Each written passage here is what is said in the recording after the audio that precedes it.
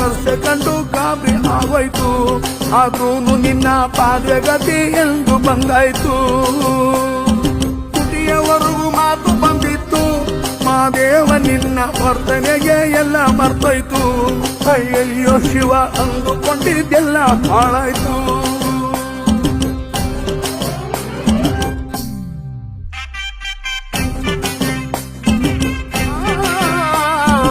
ಏನು ಮಾಡಿ ಕಟ್ಟಿ ಹಾಕೋದು, ಮಾದೇವ ನಿನ್ನ ಗಟ್ಟಿ ಗುಂಡಿಗೆ ಹೆಂಗೆ ಕರ್ಗೋದು.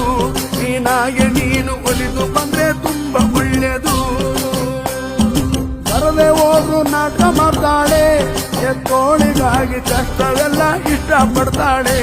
ಮಾದೇವ ಯಾಕೆ ಸಾಲು ಸಾಲು ಸೋಲು ಕಾಣ್ತಾಳೆ.